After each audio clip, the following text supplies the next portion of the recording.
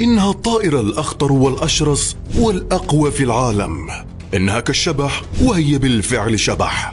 الطائرة التي تأتي كالموت فجأة، لا يسمعها أحد ولا يشعر بها أي إنسان، لا رادارا قادرا على رصدها، ولا صوت ولو همسة يصدر منها.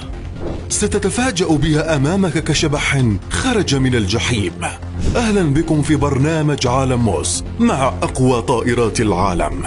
إنها طائرة الشبح التي تملكها فقط الولايات المتحدة الأمريكية، ولا يملكها أحد سواها، حتى حلفائها في أوروبا، ولا حتى أقرب حليف لها إسرائيل. فالقانون يحظر بيعها إلى أي دولة في العالم، فهي تكنولوجيا حكر على أمريكا فقط، لا يضاهيها أحد في السماء ولا حتى على الأرض.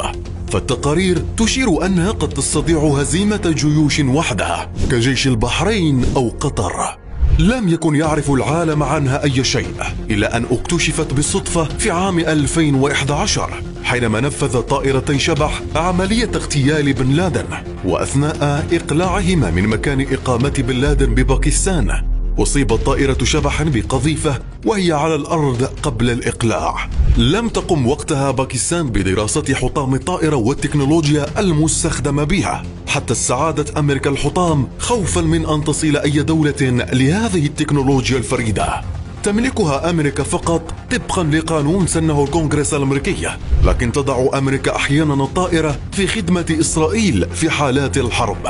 ولكن لماذا تعتبر هذه الطائرة الأخطر في التاريخ؟ تمتلك هذه الطائرة رادارا قادرا على كشف الأعداء من مسافة 3 أضعاف الطائرة العادية والتشويش على رادارات الأعداء، وبإمكان الطائرة حمل أسلحة متنوعة، بينها القنابل الموجهة بالليزر والصواريخ الموجهة، وقد تحمل أيضا رؤوسا نووية. تكلفة خوذة الطائرة تصل إلى $500,000,000، وهي تمكن الطيار من رؤية الأرض بوضوح في الليل والنهار، وكل أجهزة الطائرة الحيوية وحتى حالته الصحية. تصل سرعتها إلى 2000 كيلومتر في الساعة بسرعة خيالية لا تصدق، ولا يمكن لأي مضاد طائرات مهما كان تطوره أن يصيبها وهي في الجو.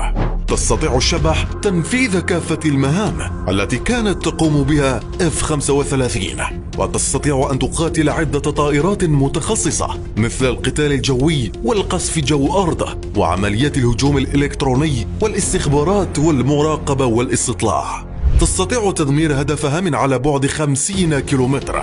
يكلف الصاروخ الواحد فيها أكثر من $1,000,000. لا يوجد منها إلا 157 طائرة في العالم. إن الشبح المميت اسم على مسمى، ولن تتمنى يوما أن تشاهدها، فهي تأتي بالموت معها.